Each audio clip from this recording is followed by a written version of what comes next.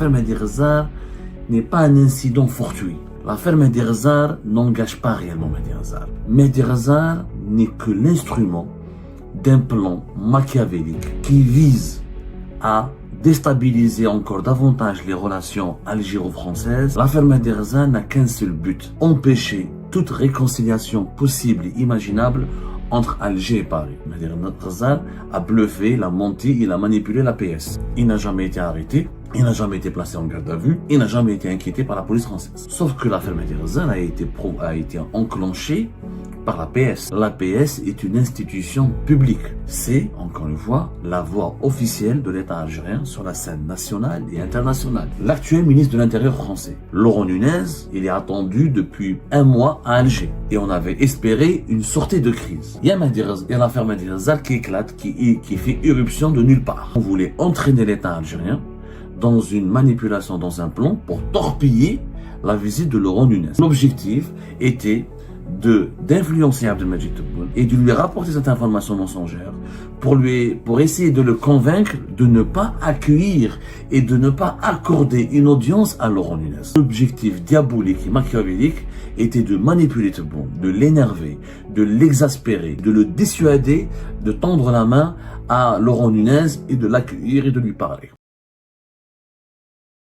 L'affaire Mehdi n'est pas un incident fortuit.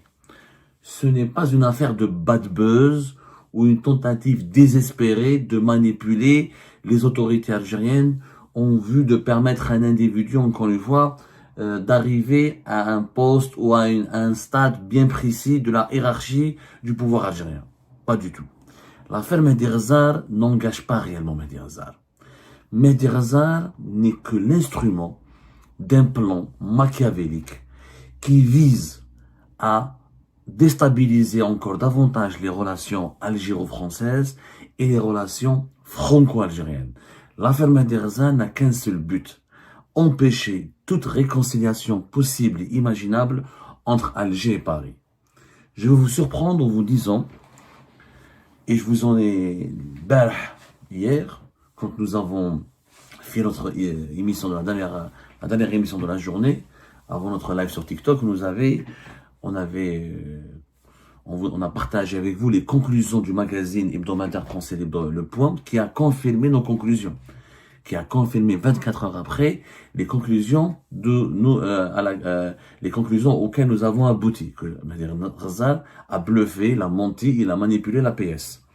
Il n'a jamais été arrêté, il n'a jamais été placé en garde à vue, il n'a jamais été inquiété par la police française.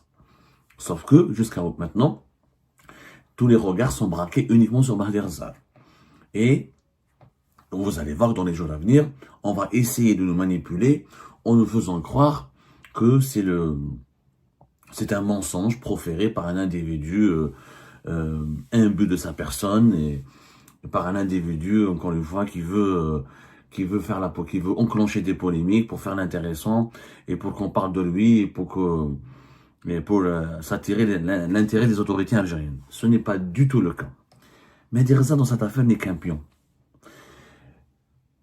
Si l'information si le mensonge, si le bluff, si la fake news de l'affaire de Mehdi avait été diffusée par des médias privés, ou des médias semi-privés, ou des médias indépendants algériens, j'aurais pu vous dire, effectivement, c'est une manipulation bête et ridicule d'un lobbyiste qui a réussi à bluffer et à entraîner les médias dans son bluff pour pour susciter le buzz et faire parler de lui. Sauf que l'affaire Mehdi a été enclenchée par la PS. La PS est une institution publique. C'est une institution étatique. C'est, encore une fois, la voix officielle de l'État algérien sur la scène nationale et internationale.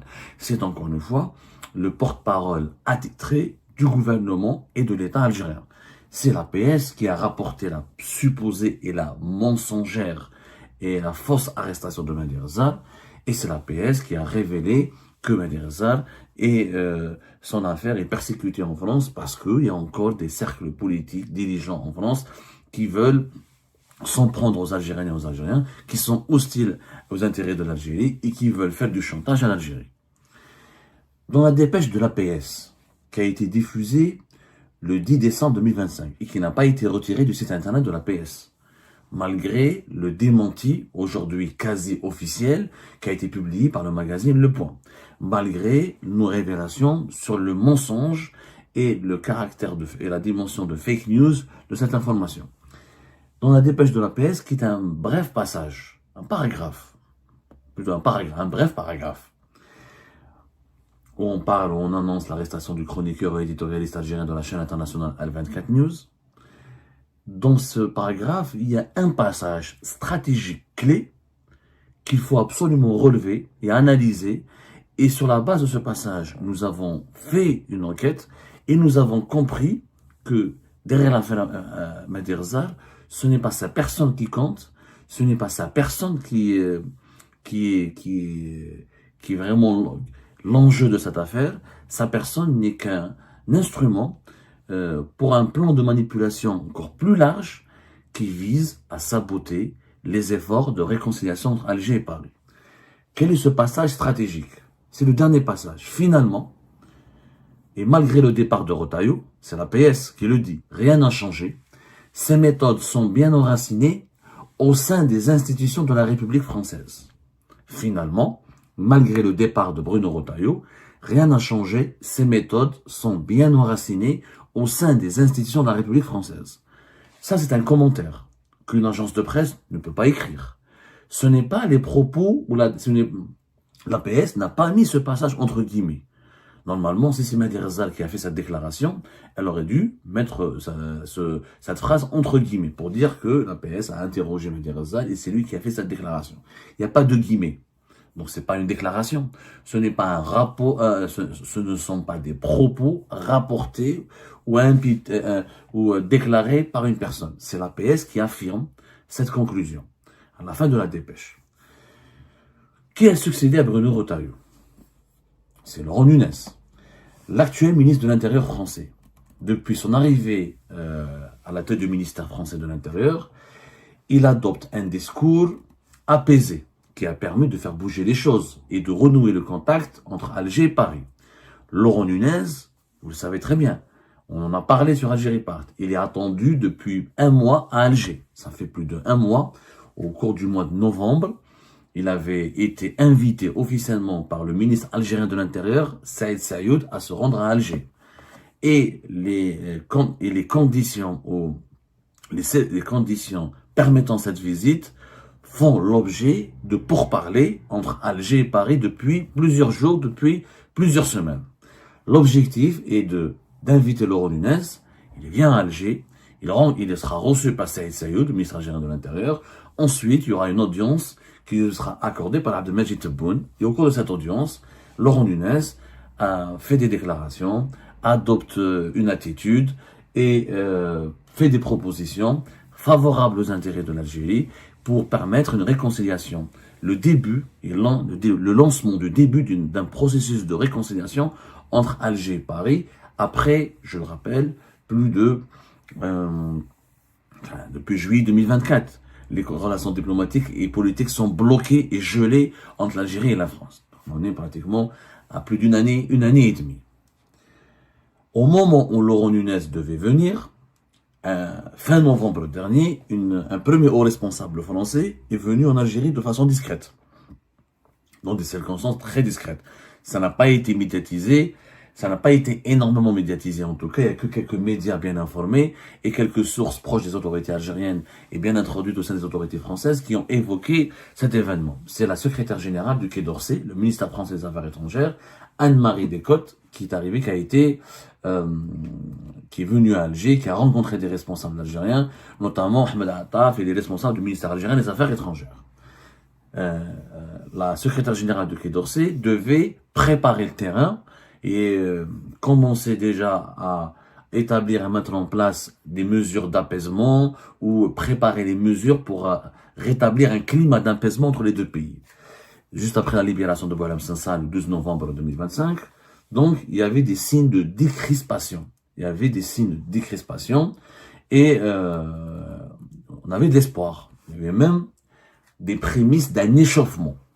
D'un réchauffement plutôt, les prémices d'un réchauffement des relations diplomatiques et politiques entre Alger et Paris. et on avait espéré une sortie de crise. Comme par hasard, le 3 décembre 2025, il y a eu la condamnation à la prison ferme le maintien en détention de Christophe Glaise, qui a donc relancé les tensions entre les deux pays.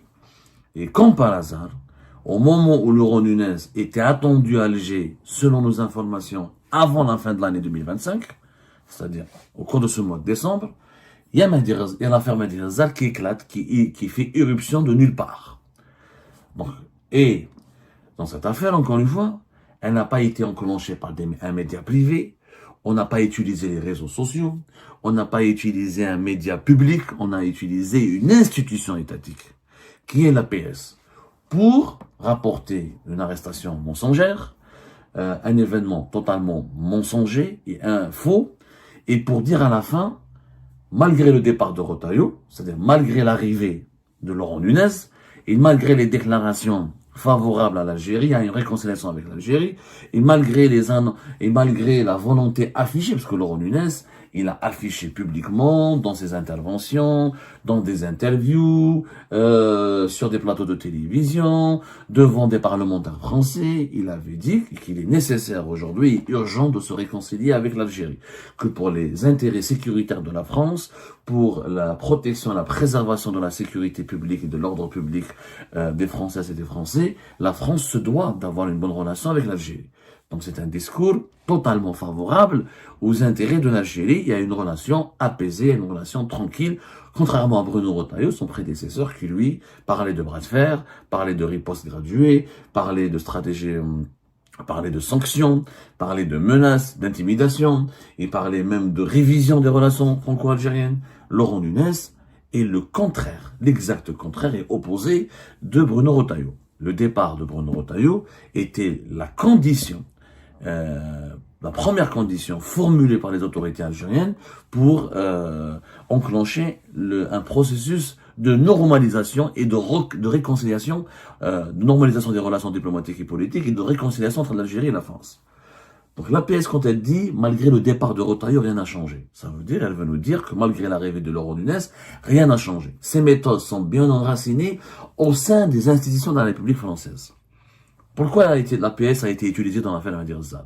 Parce qu'on voulait entraîner l'État algérien dans une manipulation, dans un plan pour torpiller la visite de Laurent Nunez. Et on a utilisé l'APS pourquoi?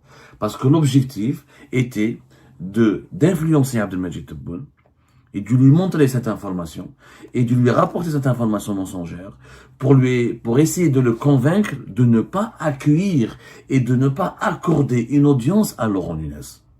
L'objectif de cette opération de manipulation, qui est l'affaire Mehdi Rezar, était de provoquer la colère de Tebboune, d'alimenter un sentiment de colère de Tebboune, alimenter un sentiment d'exaspération chez Tebboune, pour que Tebboune dise à Saïd Saïd, ministre algérien de l'Intérieur, c'est bon, moi je ne recevrai pas Laurent Nunez, s'il veut venir, il devra se contenter uniquement de te voir, de te parler.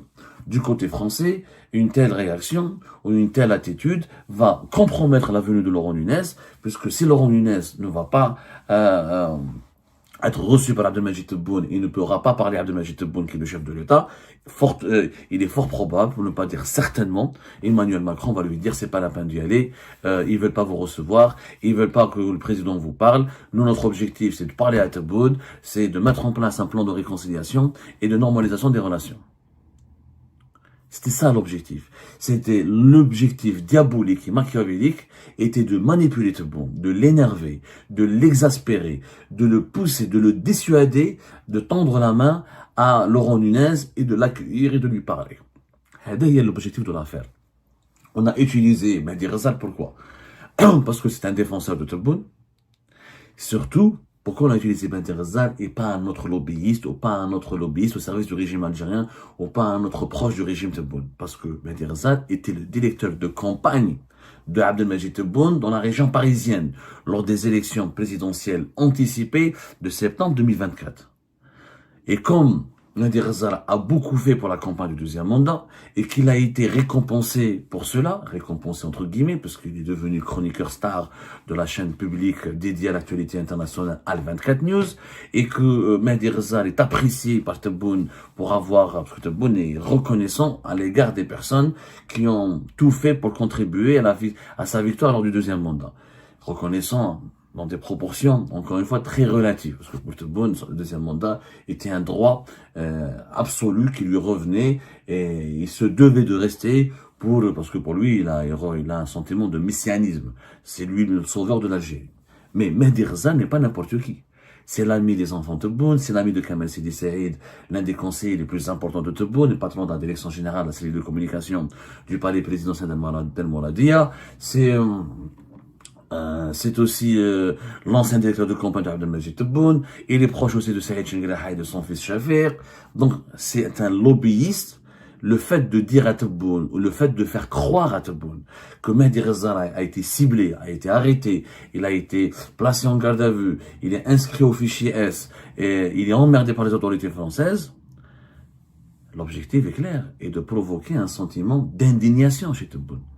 Et par la suite, récupérer ce sentiment, politiquement ce sentiment d'indignation, pour pousser Abdelmajid Tebboune à annuler l'audience qu'il devait accorder à Laurent Nunez.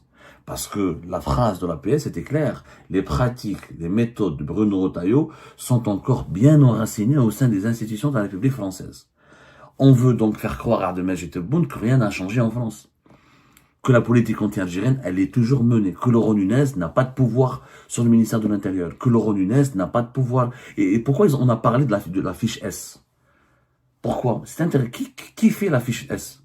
Qui gère, qui inscrit les personnes, qui inscrit des individus français ou étrangers au fichier S du fichier des personnes recherchées en France?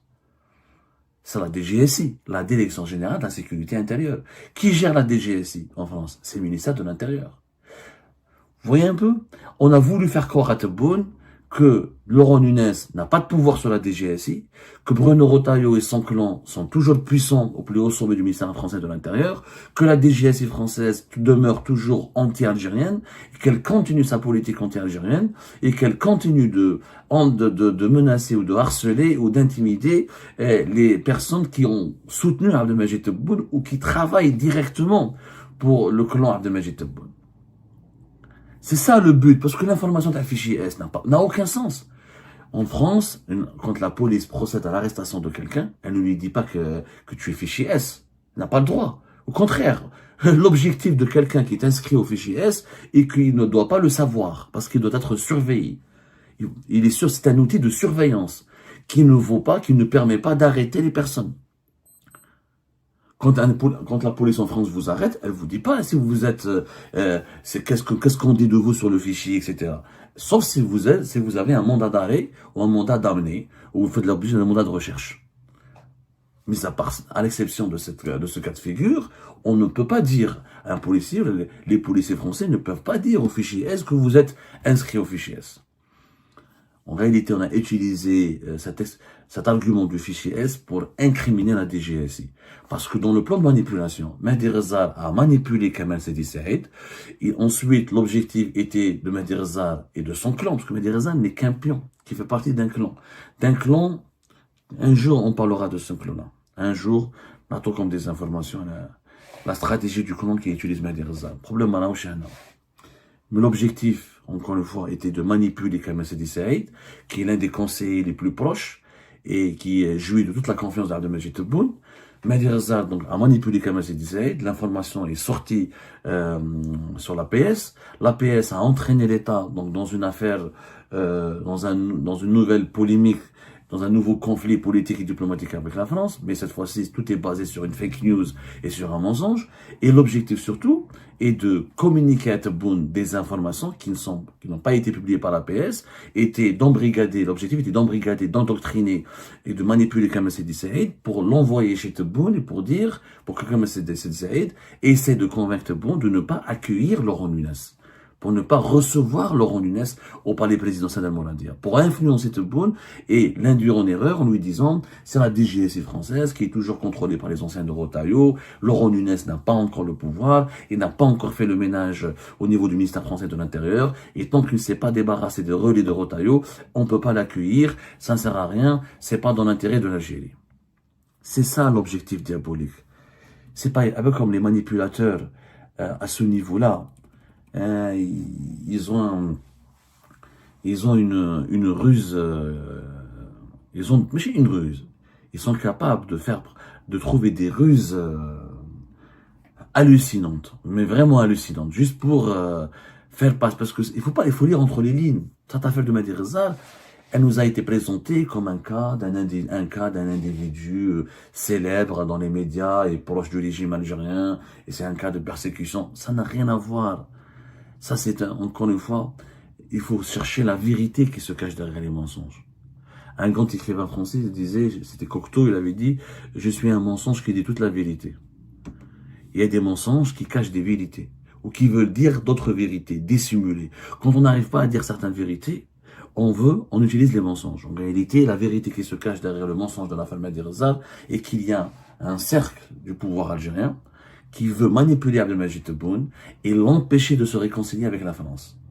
Parce qu'une réconciliation entre Abdelmajid Tebboune, le régime Tebboune et Paris et la France ne fait pas les intérêts, n'arrange pas les intérêts de ce clan, et elle risque d'affaiblir ce clan, elle risque de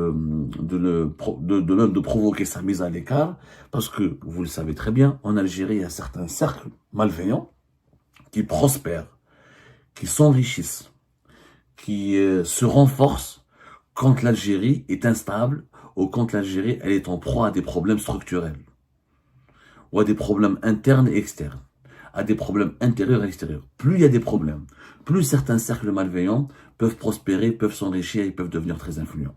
La paix, la stabilité de l'Algérie, des relations harmonieuses et des relations stables et excellentes avec les partenaires étrangers ou certaines puissances internationales, cette configuration-là ne plaît pas à ces cercles malveillants, ne plaît pas à ces cercles mafieux qui cherchent encore une fois, à monter en puissance en instrumentalisant les problèmes intérieurs et extérieurs de l'Algérie et en affaiblissant les institutions de l'État. Et ben voilà, c'est la fin de cette vidéo. Je vous remercie toutes et tous, comme d'habitude, pour avoir suivi la vidéo jusqu'à la fin.